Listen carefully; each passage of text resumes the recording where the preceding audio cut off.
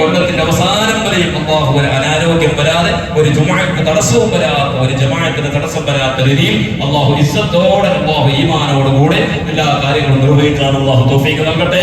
ഇത് നമ്മുടെ ജീവിതത്തിന്റെ അവസാനത്തെ മുഹറമാക്കാതെ ഇനി ഒരുപാട് കൊല്ലം മുഹറം മാസത്തെ സ്വീകരിക്കാനും ഇബാദത്ത് ചെയ്യാനും അല്ലാഹു തൗഫീഖ് നൽകട്ടെ. പ്രിയമുള്ള മുഅ്മിനീങ്ങളെ, നമ്മുടെ നാടുകളിലൊക്കെ നടന്നു വരുന്ന ഒരു അന്ധവിശ്വാസങ്ങളാണ്. നമ്മൾ എല്ലാ കടലും പറയാറുണ്ട്, എത്ര പറഞ്ഞാലും, എത്ര വാദ കേട്ടാലും, എത്ര സയ്യിദന്മാരും തങ്ങന്മാരും, എത്ര ആലിമീങ്ങൾ, എങ്ങനത്തെ അക്താബികൾ വന്നിട്ട് വേണ്ട പറഞ്ഞാലും മാറാത്ത ചില വിശ്വാസങ്ങളാണ് നമ്മുടെ ഹൃദയങ്ങളിലൂടെ കടന്നുകൊണ്ടിരിക്കുന്നത്. എന്ന് വെച്ചാൽ മുഹറം മുഴുവനും നഹ്സാണ്, മുഹറം മുഴുവനും ഒരു കാര്യത്തിന് കൊള്ളാത്ത മാസമാണ് എന്ന നിലക്കാണ് നമ്മുടെ കാര്യങ്ങൾ. ഈ തന്നെ മുഹറം ഇന്ന് ഈ തുടക്ക തിങ്കളാഴ്ച മുതൽ ഇന്ന് വരെ ഇതിന്റെ ഇടയിൽ ഈ ജമാഅത്തിൽ പെട്ടതും അല്ലാത്തതുമായ ഒരുപാട്, ഒരു 3-4 പേര് ആളുകൾ വിളിച്ചിട്ട് എന്നോട് ചോദിച്ചു, ഉസ്താദെ മംഗളത്തിന് ഡേറ്റ് വെക്കാൻ പറ്റുമോ, അതുപോലെ തന്നെ മറ്റൊരു യാത്ര പോകാൻ പറ്റുമോ, മറ്റുള്ള കാര്യങ്ങളൊക്കെ കച്ചവടത്തിന് പോകാൻ പറ്റുമോ എന്നുള്ള ഒരു വിശ്വാസം. ഇത് പറ്റൂല എന്നുള്ളൊരു വിശ്വാസമാണ് സാധാരണ ജനങ്ങൾക്കിടയിൽ കടന്നുകൂടിയിട്ടുള്ളത്. എന്നാൽ ചരിത്രപരമായി ഹബീബ് സല്ലല്ലാഹു അലൈഹി വസല്ലം തങ്ങളുടെ ജീവിതത്തിലൂടെ, ആ പ്രവാചകൻ സല്ലല്ലാഹു അലൈഹി വസല്ലം തങ്ങളുടെ അവിടുന്ന് സ്വഹാബത്തിന് പഠിപ്പിച്ചു കൊടുത്ത സംഭവ വികാസങ്ങളിൽ നിന്നെല്ലാം മനസ്സിലാക്കുന്നത് മുഹറം ബറക്കത്തുള്ള മാസമാണ്, മുഹറം അനുഗ്രഹിച്ച മാസമാണ്. ഉമ്മത്തീങ്ങൾക്കും മുൻകാല സമുദായങ്ങൾക്കും മുഴുവനും വലിയ ബറക്കത്തിന്റെ കവാടങ്ങൾ തുറന്നു കൊടുത്ത മാസമാണ് ഈ മുഹറം എന്ന് ചരിത്രം നമ്മോട് പഠിപ്പിക്കുന്നു. എവിടെ നിന്നാണ് ഈ അന്ധവിശ്വാസം കടന്നുകൂടിയത്? ഏത് കാര്യങ്ങൾക്കും പറ്റൂല. മുഹറം 1 മുതൽ 10 വരെ, ഇത് 10 വരെ മാത്രമല്ല, ചില ആളുകൾ 1 മുതൽ ഇപ്പൊ തന്നെ ഞാൻ ഒരാളെന്ന് പറഞ്ഞത് എനിക്ക് 2 മാസം ഒന്നും പറ്റൂല, മുഹറം സഫർ എന്തിനും പറ്റൂല. അപ്പൊ ഞാൻ പറഞ്ഞത് പറയുന്ന തസ്മിന്റെ മാലയെ കൂടിയിട്ട് തസ്മീനിക്കോട്ട് പരലേ കൂടി ജമാഅത്തിന് വരും, ഒന്നും പറ്റൂലെങ്കിൽ പോകാൻ പറ്റൂലല്ലോ. ഇങ്ങനെ ഒരു വിശ്വാസം എവിടെ നിന്നാണ് കടന്നുകൂടിയത്? ഇസ്ലാമിൽ ഇത് എല്ലാത്തിനും രേഖകളുണ്ട്, സമയങ്ങൾക്ക് പ്രാധാന്യങ്ങളുണ്ട്, സമയങ്ങൾക്ക് മഹത്വവും നല്ല സമയങ്ങളും അവശമനങ്ങളും ഉണ്ട്. അത് നമുക്കറിയാലോ. നിസ്കാരത്തിന് വരെയുണ്ട് കാരണം. നിസ്കാരം കാരണമില്ലാത്ത സുന്നത്ത് നിസ്കാരം പോലും കറാഹത്തായ സമയങ്ങളുണ്ട്. സൂര്യൻ ഉദിച്ചാൽ, സുബഹി നിസ്കാരം കഴിഞ്ഞാൽ സൂര്യൻ ഉദിക്കുന്നത് വരെ കാരണമില്ലാത്ത കാരണത്തിന്റെ മുന്തിയതായിരിക്കുന്ന നിസ്കാരം പറ്റൂല എന്നുകളൊക്കെ ഹദീസിലുണ്ട്. അങ്ങനെ എല്ലാത്തിനും സമയങ്ങളുണ്ട്. ചില സമയങ്ങൾക്ക് നഹ്സുകളുണ്ട്, ചില ദിവസങ്ങൾക്ക് നഹ്സുകളുണ്ട്. അതെല്ലാം നമുക്കറിയാവുന്നതാണ്. പക്ഷേ ഒരു മാസത്തിന് മുഴുവനും നഹ്സായി തള്ളിക്കൊണ്ട് യാതൊരു കാര്യങ്ങൾക്കും പറ്റൂല എന്നുള്ളത് എവിടെ നിന്ന് കടന്നുകൂടിയതാണ്? ചരിത്രത്തിൽ നമുക്ക് മനസ്സിലാക്കാൻ സാധിക്കുന്നത് ഒരേ ഒരു കാര്യമാണ്. ബഹുമാനപ്പെട്ട സയ്യിദ്നാ അലി ഇബ്നു അബീ ത്വാലിബ് റളിയല്ലാഹു അൻഹുവിന്റെ മകനായ ഹുസൈൻ റളിയല്ലാഹു അൻഹുവിനെ കർബലായുടെ ഭൂമിയിൽ വെച്ചുകൊണ്ട് ദാരുണമായി കൊലപ്പെടുത്തിയ രംഗങ്ങൾ നാം റമദാനിന്റെ 30 ദിവസങ്ങൾക്കിടയിൽ ആ കർബലയുടെ കഥകളൊക്കെ നമ്മൾ അവതരിപ്പിച്ചതാണ്. അതിലൂടെ നമുക്ക് കേട്ടതാണ് ആ കഥ.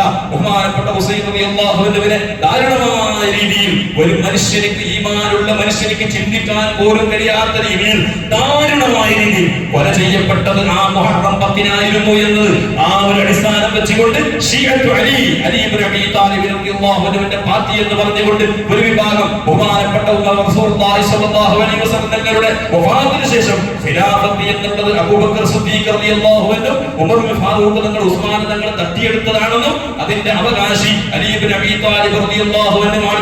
തങ്ങളുടെ മരുമകനാണ് അലി. ആ അലിയിലേക്ക് കിട്ടേണ്ടതിനെ ഇവർ തട്ടിയെടുത്തു എന്ന് പറഞ്ഞുകൊണ്ട് ഒരു വിശ്വാസം, ഇസ്ലാമിന് നിരക്കാത്ത, ഈമാനിന് നിരക്കാത്ത ഒരു വിശ്വാസമായി അന്ന് ഉടലെടുത്തൊരു പ്രസ്ഥാനത്തിന്റെ അഹരികാരാണ് ശിഅത്തു അലി എന്ന് പറയുന്ന, നമ്മുടെ ഭാഷയിൽ പറഞ്ഞാൽ ശിആക്കൾ എന്ന് പറയുന്ന ഒരു വിഭാഗം. ഇറാൻ പോലെയുള്ള രാജ്യങ്ങളുടെ നീളം മുഹറം 1 മുതൽ 10 വരെ പല നിലക്കുള്ള കോപ്രാത്തങ്ങളും കാട്ടിക്കൊണ്ട് ബോംബെയിന്റെ തെരുവോരങ്ങൾ നമുക്ക് ലൈവടിച്ച് നോക്കിയാൽ, യൂട്യൂബിൽ അടിച്ച് നോക്കിയാൽ കാണാം. ഷിയാക്കൾ എന്ന് പറയുന്ന വിഭാഗം ആളുകൾ ശരീരത്തിനെ കുത്തി തീർക്കുകയും ശരീരത്തെ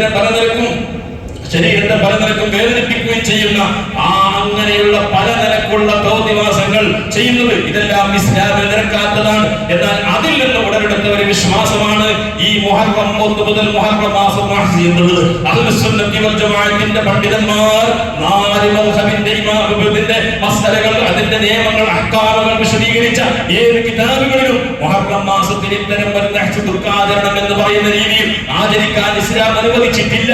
ദുഃഖാചരണം എന്ന് പറയുന്നത് ഇസ്ലാമിലുണ്ടോ?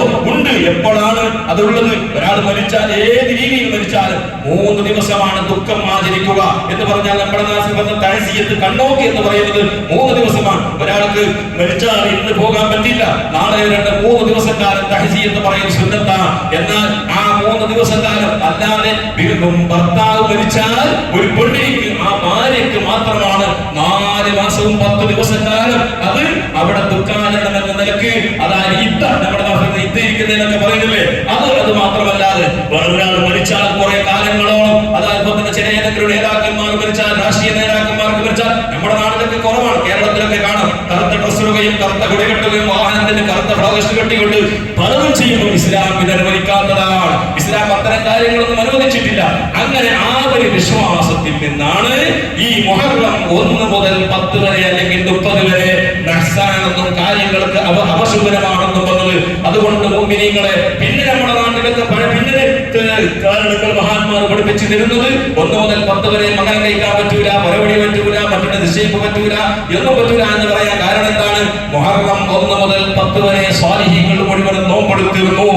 മുൻഗാമികൾ എങ്ങനെയായിരുന്നല്ലോ, പഴയകാല ആലിമീങ്ങൾ, പഴയകാല സാദാത്തുകൾ, പഴയകാലത്ത് നമ്മുടെ നാട്ടിലുള്ള കാരണവന്മാർ 1 മുതൽ 10 വരെ അവർക്ക് നോമ്പാണ്. ആ നോമ്പായതുകൊണ്ട് ആ നോമ്പ് അവരെ പരിഗണിച്ചുകൊണ്ട് നമുക്ക് പറയാലോ, നമ്മുടെ കുടുംബത്തിൽപ്പെട്ട ഒരാൾക്ക്, ഒരു കാരണവരായ ഒരാള്, അംഗത്തിന് കൂടേണ്ട ഒരാൾക്ക് 10 ദിവസം നോമ്പ്, ഞങ്ങൾക്ക് നിന്റെ മംഗലം വെച്ചാൽ എനിക്ക് വരാൻ പറ്റൂല എന്ന് പറഞ്ഞാൽ പിന്നെ ഞങ്ങൾ ആ ഡേറ്റ് മാറ്റൂലേ, അയാൾക്ക് മംഗലത്തിന് പോകണം, അതുകൊണ്ട് മുഹറം 10 കഴിഞ്ഞിട്ട് വെക്കാം. ആ രീതിയിൽ നിന്ന് വന്നതാണ്. അതിനെ ഇന്ന് പലതും കാട്ടിക്കൂട്ടുകയാണ്. അതുകൊണ്ട് ആ നോമ്പ് വളരെയേറെ പ്രാധാന്യമുള്ളതാണ്. 1 മുതൽ 10 വരെ സാധിക്കുമെങ്കിൽ അങ്ങനെ നോക്കുക. പിന്നെ സന്ദർഭോചിതമായിട്ട് പറഞ്ഞതാണ്. ഇങ്ങനെ പറഞ്ഞാലും ഇന്ന് പറഞ്ഞാലും അടുത്ത കൊല്ലം മുഹറം ഓണം വരുന്ന ഉറപ്പാണ്. ഏതെങ്കിലും ഒരു ഓണം വരാണ്ടിരിക്കില്ല. കാരണം എവിടുന്ന് പുറത്തിറങ്ങാൻ വരെ പറ്റൂല. എന്ത് കഴിഞ്ഞാലും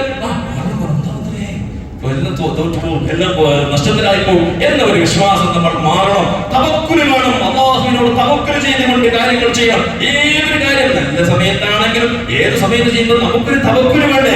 നമുക്ക് ഏതില്ല ആ തവക്കുലിന്റെ കാര്യങ്ങൾ നമുക്ക് പറയാതിരിക്കലാണ് നല്ലത്. കാരണം ആ തവക്കുൽ എന്ന് പറയുന്നത് സമുദായത്തിൽ നിന്ന് നമ്മുടെ മനസ്സിൽ നിന്ന് എടുത്തു കളഞ്ഞിരിക്കുകയാണ്. തവക്കുൽ എന്നുള്ളത് രാഷ്ട്രീയക്കാരനെങ്കിൽ ഏതെങ്കിലും നേതാവ് നിന്റെ കാര്യം ഞാൻ ശരിയാക്കി തരാന്ന് പറഞ്ഞാൽ നമുക്ക് ഉറച്ച വിശ്വാസം. അള്ളാഹു ഒരു കാര്യം തരുന്നത്, അള്ളാഹു ഒരു കാര്യം ശരിയാക്കി തരുമെന്ന് പറഞ്ഞിട്ട് വയറ് പറഞ്ഞാൽ അള്ളാഹ് ശരിയാക്കുന്നത് ആ നിലക്ക് അത് ചോദിച്ചില്ലെങ്കിൽ മനസ്സിൽ അത് ശരിയാകൂല എന്നുള്ളൊരു വിശ്വാസമാണ് നമുക്കുള്ളത്. അതുകൊണ്ട് മുഅ്മിനീങ്ങളെ, നമുക്ക് മുഹറമിന്റെ വളരെ ബർക്കത്തുള്ള ദിവസങ്ങളില്ല. മുഹറം 9ഉം 10ഉം വളരെ പ്രാധാന്യമുള്ള നോമ്പാണ്. സാധാരണ എല്ലാവരും 10 ദിവസം 10ാമത്തെ ദിവസം നോമ്പ് വെക്കും. കഴിഞ്ഞ കൊല്ലം ഞാൻ ഏകദേശം എന്റെ സമീക്ഷ പ്രകാരം ഏകദേശം ആളുകൾ മുഹറം 10ന് നോമ്പ് നോക്കി, 9ന് നോക്കിയില്ല എന്നാണ്. കാരണം അത് 10 ഒന്ന് നോക്കിയാൽ മതി. നിമിത്തങ്ങൾ ഒന്ന് നോക്കിയതല്ലേ, അത് അങ്ങനെ അതിനെ വ്യാഖ്യാനിക്കുന്നത്. നിമിത്തങ്ങൾ ഒന്ന് നോക്കി. കാരണം റസൂലുള്ളാഹി സ്വല്ലല്ലാഹു അലൈഹി വസല്ലം മദീനയിലേക്ക് വരുമ്പോ മുഹറം 10ന്റെ യഹൂദികൾക്കെല്ലാം നോമ്പാണ്. യഹൂദികൾക്ക് നോമ്പുകാരായിരുന്നു. നിമിത്തങ്ങൾ ചോദിച്ചു, എന്തേ നിങ്ങൾ നോമ്പ് നോക്കാൻ കാരണം? മൂസാ നബി അലൈഹിസ്സലാത്തു വസ്സലാമിനെ ഫിർഔനിന്റെ ശർറിൽ നിന്ന് ഫിർഔനെ വെള്ളത്തിൽ മുക്കി കൊന്നിട്ട് മൂസാ നബിക്ക് സലാമത്ത് കൊടുത്ത ദിവസം ആചരിച്ചുകൊണ്ട് യഹൂദികൾ നോമ്പ് നോറ്റിരുന്നു. റസൂലുള്ളാഹി സ്വല്ലല്ലാഹു അലൈഹി വസല്ലം പറയുന്നു, അടുത്ത കൊല്ലം ഞാൻ ബാക്കിയുണ്ടെങ്കിൽ 9ഉം നോക്കും 10ഉം നോക്കും. 9ഉം നോക്കും 10ഉം നോക്കും. എന്തിന്? മുഖാലഫത്തുൽ യഹൂദ്, യഹൂദികൾക്കെതിരാകാൻ വേണ്ടി. യഹൂദികൾക്ക് എപ്പോഴും ഞങ്ങൾ വൈരുദ്ധ്യമാണെന്നാണ്.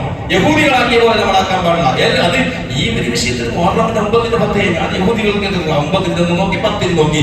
അത് മാത്രമായിട്ട് ഗുണമില്ല. യഹൂദി താടി വെക്കുന്ന പോലെ താടി വെച്ചതിന് യഹൂദിക്ക് സപ്പോർട്ടായില്ലേ? യഹൂദി മുടി കെട്ടുന്ന പോലെയാണ് നീ മുടി വെട്ടിയതെങ്കിൽ അതിലും നീ യഹൂദിക്കെതിരാകണം. നബിതങ്ങൾ എങ്ങനെയാണ് ഡ്രസ് ഇട്ടത് പഠിക്കണം. യഹൂദികളാണ് നെരിയാണിക്ക് താഴെയും അതുപോലെ തന്നെ മുടിക്കുറവൊക്കെ ചെയ്യുന്നത് തുടങ്ങിയ ആരാണ്? യഹൂദികളാണ് ഇവിടുത്തെ. അതെല്ലാം നമ്മൾ ഒഴിവാക്കണം. അങ്ങനെ ചുരുക്കി പറഞ്ഞാൽ 9ഉം 10ഉം വളരെയേറെ പ്രാധാന്യമുള്ളതാണ്. തിങ്കളാഴ്ച ചൊവ്വാഴ്ചയും ബുധനാഴ്ചയാണ് മുഹറം. 9 ചൊവ്വാഴ്ചയാണ്, മുഹറം 10 ബുധനാഴ്ചയാണ്. ആ 2 ദിവസം നോക്കണം. ഇനി ഒരാൾക്ക് 9ന് നോക്കാൻ പറ്റില്ല, 9ന് എവിടെയെങ്കിലും ചൊവ്വാഴ്ച എവിടെയെങ്കിലും പോയിട്ട് ബാക്കിയായി വെച്ചോ. എന്നാൽ 10ഉം 11ഉം കൂടി നോക്കണമെന്ന് പണ്ഡിതന്മാർ പറയുന്നു. അത് 10ഉം 11ഉം അങ്ങനെ നോക്കണം. ഏതായാലും നമുക്ക് എല്ലാവർക്കും സാധിക്കുന്ന കാര്യമാണ് മുഹറം 9 നോമ്പ്. വളരെ പ്രാധാന്യമുള്ളതാണ്. ഹദീസിന്റെ കിതാബുകളിൽ കാണുന്നു, ഒരാൾ മുഹറമിന്റെ ആ 10ാമത്തെ ദിവസം ഒരാൾ നോമ്പ് നോക്കിയാൽ അവർക്ക് 60 കൊല്ലത്തിന്റെ നോമ്പിന്റെ പ്രതിഫലമുണ്ടെന്ന് ഹദീസുകളിൽ രേഖപ്പെടുത്തി കാണുന്നു. അത് മാത്രമല്ല റസൂലുള്ളാഹി സ്വല്ലല്ലാഹു അലൈഹി വസല്ലം പറയുന്നു, അഫ്ളു സിയാമി ബഅദ റമളാൻ ശഹ്റുല്ലാഹിൽ മുഹറം, അഫ്ളു സ്വലാത്തി ബഅദ സുബ്ഹി, അഫ്ളു സ്വലാത്തി ബഅദ സ്വലാത്തിൽ മക്തൂബ. ഫർദ് നിസ്കാരത്തിന് ശേഷം അതുപോലെ തന്നെ റമളാനിന്റെ നോമ്പിന് ശേഷം ഏറ്റവും ശ്രേഷ്ഠമാക്കപ്പെട്ട നോമ്പ് ഏതാണ്? മുഹറമിന്റെ നോമ്പാണ്. ഏറ്റവും റമളാന്റെ നോമ്പ് കഴിഞ്ഞാൽ പിന്നെ ഏറ്റവും ശ്രേഷ്ഠമാക്കപ്പെട്ട നോമ്പ് മുഹറമിന്റെ നോമ്പാണ്. അതുപോലെ ഫർദാക്കപ്പെട്ട നിസ്കാരത്തിന് ശേഷം ഏറ്റവും ശ്രേഷ്ഠമായ നിസ്കാരം ഏതാണ്? ഫർദ് നിസ്കാരം എങ്ങനെ ശ്രേഷ്ഠമായതാണ്? അതിന്റെ കാര്യം നമുക്ക് പറയണ്ട. ഫർദ് നിസ്കാരം കഴിഞ്ഞാൽ പിന്നീട് ഏറ്റവും അതിനോട് കടപിടിക്കുന്ന ഒരു നിസ്കാരം ഏതാണ്? ഒരുപാട് സുന്നത്ത് നിസ്കാരമില്ലേ നമുക്ക്? റവാത്തിബ് നിസ്കാരമുണ്ട്, തഹജ്ജുദ് നിസ്കാരമുണ്ട്, ദുആ നിസ്കാരമുണ്ട്. എന്നാൽ ഏറ്റവും ഫർദ് നിസ്കാരം കഴിഞ്ഞാൽ ഏറ്റവും ശ്രേഷ്ഠമായ നിസ്കാരം സ്വലാത്തുൽ ലൈൽ, രാത്രിയിൽ നിസ്കരിക്കുന്ന തഹജ്ജുദ് നിസ്കാരമാണ്. കാരണം അല്ലാഹുവിനെ ഏറ്റവും അടുക്കാൻ പറ്റിയ സമയമാണ് ആ തഹജ്ജുദിന്റെ സമയം. ആരാരുമില്ലാത്ത സമയത്ത് ഏകനായ നിനക്ക് റബ്ബിനെ സമീപിക്കാൻ പറ്റുന്ന വളരെ നല്ലൊരു മുഹൂർത്തമാണ് തഹജ്ജുദ് നിസ്കാരം. ഫർദ് നിസ്കാരത്തിന് ശേഷം ശ്രേഷ്ഠത അതിനാണ്. അതുപോലെ റമളാന്റെ നോമ്പിന് ശേഷം ഏറ്റവും ശ്രേഷ്ഠമുള്ള നോമ്പ് മുഹറമിന്റേതാണ്. അതുകൊണ്ട് മുഅ്മിനീങ്ങളെ, മാത്രമല്ല ഇന്നത്തെ ഖുതുബയിലൂടെ നീളം പറഞ്ഞു, മുഹറമിന്റെ 9ഉം 10ഉം നോമ്പ് നോക്കുക. നിങ്ങളുടെ അഹ്ലികാരിൽ നിങ്ങൾ വിശാലത ചെയ്യുക. പഴയ കാലത്തൊക്കെ ഉണ്ടായി, ഞാൻ അവസാനിപ്പിക്കുന്നു. പഴയ കാലത്തൊക്കെ നമ്മുടെ നാട്ടിലൊക്കെ എന്റെ ചെറുപ്പം എന്ന് പറയുമ്പോൾ കുറെ ബാക്കായില്ല. നിങ്ങളുടെ ചെറുപ്പം ഒരു 60 വയസ്സുള്ളവർ തന്നെ 70 വയസ്സുള്ള ഒരാളെ ചെറുപ്പക്കാരൻ നിങ്ങൾ ആലോചിച്ചു. അന്ന് നമ്മുടെ നാട്ടിലൊക്കെ പൊരയിൽ മുഹറം 10ന്റെ ഒന്നും ചെയ്യാൻ പറ്റിയില്ലെങ്കിൽ പൊരയിൽ നല്ല അപ്പം ചുട്ട്, നല്ല മധുരം അപ്പം ചുട്ടിട്ട് അപ്പുറം മക്കൾക്കും അതുപോലെ തന്നെ അഹ്ലികാർക്ക് അപ്പുറത്തേക്ക് പരത്തി കൊടുക്കുന്ന ഒരു സമ്പ്രദായം ഉണ്ടായില്ലേ? ഉമ്മമാർക്കൊക്കെ ചുട്ടിട്ട് അപ്പുറം ഇപ്പുറം കൊടുക്കും. എന്താണ് ഇതെല്ലാം? അതിനിപ്പോ ചെറിയഭാഗം പറയുന്നത് അപ്പം ചുട്ടുന്ന മാസം, അപ്പം ചുട്ടുന്ന നാള്, അതൊന്നും തമാശ കണ്ട. നോമ്പും നോക്കണം. ഇത് ഇന്നത്തെ ഖുതുബയിൽ പറഞ്ഞതാണ്. നിങ്ങൾ വിശാലത ചെയ്യണം. ആർക്ക്? നിങ്ങളുടെ അഹ്ലുകാർക്ക് വിശാലത ചെയ്യണം എന്ന് പറഞ്ഞാൽ അന്നത്തെ ദിവസം നല്ല ഫുഡെല്ലാം ഉണ്ടാക്കി നല്ല ബറക്കത്തിന് വേണ്ടി. അത് കാരണം ആ ദിവസം ഒരാൾ ബറക്കത്ത് നല്ല ഫുഡൊക്കെ എപ്പോഴും കഞ്ചൂസാക്കണ്ട.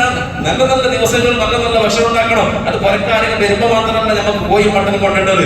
നമ്മളെ പുറയിൽ നല്ല ദിവസം. അതുകൊണ്ട് മഹന്മാർ പഴയ കാലത്തൊക്കെ ഉസ്താദുമാരെ പുറയിലൊക്കെ വലിയ വലിയ ഉസ്താദ്, എന്റെ ഉസ്താദ് പഠിപ്പിച്ച ഉസ്താദിന്റെ കഥ ഓർമ്മ വരുന്നു. എല്ലാ വെള്ളിയാഴ്ചയും ആ വീട്ടിൽ നല്ല ഭക്ഷണമാണ്. മട്ടൻ കറിയും ഇതൊക്കെ ഉണ്ടാവും. ഭാര്യമാർക്ക് അതൊക്കെ വിശാല ചെയ്ത ഉസ്താദ് പറയും, അന്ന് പൈസ ഉണ്ടോ ഇന്ന് എങ്ങനെയെങ്കിലും അഡ്ജസ്റ്റ് ആക്കിയിട്ട് അന്നൊരു നല്ല ഭക്ഷണം കൊടുക്കണം. കാരണം വെള്ളിയാഴ്ച ഒരാൾ വിശാലത ചെയ്താൽ നല്ല ഭക്ഷണം ഉണ്ടാക്കിയാൽ ആഴ്ച മുഴുവനും അടുത്ത വെള്ളിയാഴ്ച വരെ അവർക്ക് വിശാലത ചെയ്യാനുള്ള തൗഫീഖ് ഉണ്ടാവും. അതുപോലെ മുഹറമിന്റെ 10ാമത്തെ ദിവസം 9, 10ന്റെ ദിവസം നല്ല ഭക്ഷണങ്ങളൊക്കെ ഉണ്ടാക്കി നല്ല കുടുംബത്തിന് തന്നെ വളർത്തിയാൽ പാവങ്ങൾക്കൊക്കെ വിതരണം ചെയ്താൽ ആ കൊല്ലം മുഴുവനും ഒരു വർക്കത്തുണ്ടാവും. അന്നും ഉണ്ടാക്കണ്ട ഒരു കണക്കാക്കിയിട്ട് 3 മത്തി. ഇപ്പൊ അങ്ങനെ മത്തി എന്ന് പറയുമ്പോൾ മത്തിക്ക് ഭയങ്കര വില. ഇപ്പൊ എണ്ണീട്ട് മരം എത്ര ആളുണ്ട് നോക്ക്. നാളെ എണ്ണീട്ട് അന്ന് മത്തി കൊണ്ടുണ്ട.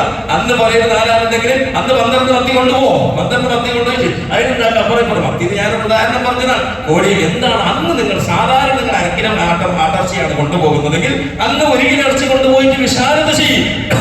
മക്കളോട് പറയും, എന്ത് വേണമെന്നോളി, ഇന്ന് എന്താ മക്കൾക്ക് വേണമെന്നൊക്കെ. മക്കൾക്ക് ഏറ്റവും നല്ല സന്തോഷമുള്ള സമയം നല്ല അവർക്ക് നല്ല ഫുഡ് കിട്ടുമല്ലേ. അതൊക്കെ വിശാലത ചെയ്താൽ ആ കൊല്ലം മുഴുവനും ഒരു വർദ്ധത്തുണ്ടാവുന്നതാണ്. അതെല്ലാം ചെയ്യണം. അതൊക്കെ ദീനിന്റെ ശിആറാണ്. മഹാന്മാർ പഠിപ്പിച്ചിരുന്നതാണ്. ആ ദിവസങ്ങളൊക്കെ ബഹുമാനിക്കണം. അതുപോലെ ഒരുപാട് മഹത്വം പറയേണ്ട, ഞാൻ പറയുന്നത് അതിലേക്ക് കിടക്കുന്നില്ല. കാരണം മുഹറമിന്റെ 10ാമത്തെ ദിവസമാണ്. ആകാശത്ത് ആദ്യമായി റഹ്മത്ത് ഇറങ്ങിയത് ഭൂമിയിലേക്ക് മുഹറം 10ലാണ്. അതുപോലെ തന്നെ ആദ്യമായി മഴ ഭൂമിയിലേക്ക് ഇറങ്ങിയത് മുഹറം 10ലാണെന്നാണ് ചരിത്രം പറയുന്നത്. ഹദീസിൽ പഠിപ്പിക്കുന്നത് എങ്ങനെയാണ്? ഭൂമിയിലേക്ക് ഫസ്റ്റത്തെ മഴ വന്നപ്പോ ആ മുഹറം 10ലാണ്. അപ്പൊ എത്ര പേര് വർക്കത്തുള്ള മാസമായിരിക്കും, ദിവസമായിരിക്കും അത്. കാരണം മഴയില്ലെങ്കിൽ മനുഷ്യൻ ജീവിക്കാൻ കഴിയോ? വെള്ളമില്ലെങ്കിൽ.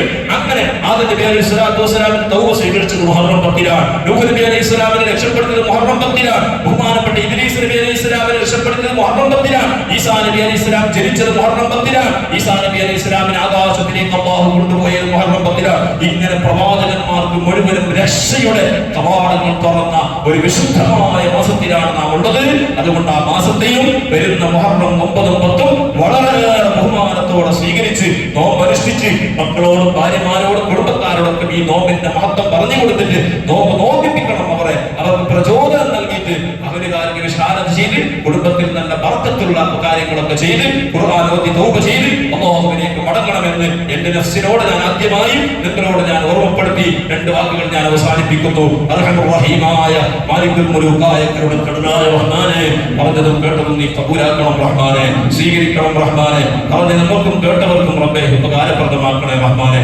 ഈ കൊല്ലത്തിന്റെ ആദ്യത്തെ വെള്ളിയാഴ്ചയിലാണ് റബ്ബേ ഞങ്ങൾ ഉള്ളത്. റബ്ബേ ഇതിന്റെ അവസാന കൊല്ലത്തിന്റെ അവസാന ദിവസം വരെ ഞങ്ങൾക്ക് റഹ്മത്തും ബറക്കത്തും സന്തോഷവും ഏറ്റിത്തരണേ റഹ്മാനെ.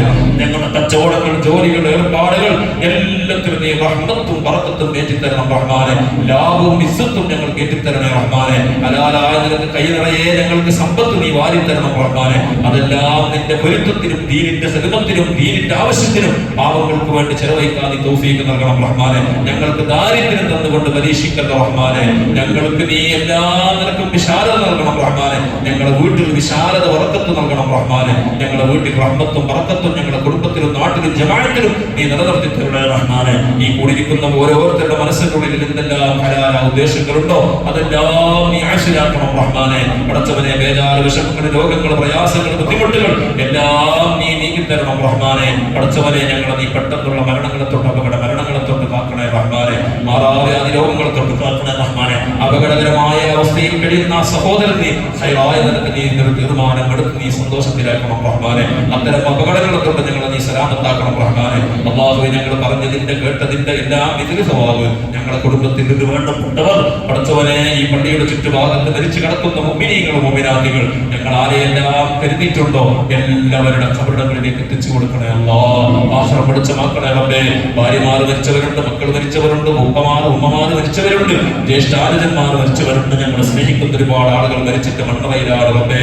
അല്ലാഹുവേ, ഞങ്ങൾ അവർക്ക് നീ മഗ്ഫിറത്ത് നൽകണം റഹ്മാനെ. അവരെ ഞങ്ങൾ നാളെ ജന്നത്തിൽ ഫിർദൗസിൽ മുത്തു മുഹമ്മദ് മുസ്തഫ സല്ലല്ലാഹു അലൈഹി വസല്ലമയോട് കൂടി ഒരുമിച്ച് കൂട്ടണം അല്ലാഹ്. ബിഹഖ് സയ്യിദിനാ മുഹമ്മദിൻ ബിറഹ്മതിക യാ അർഹമർ റഹീമീൻ.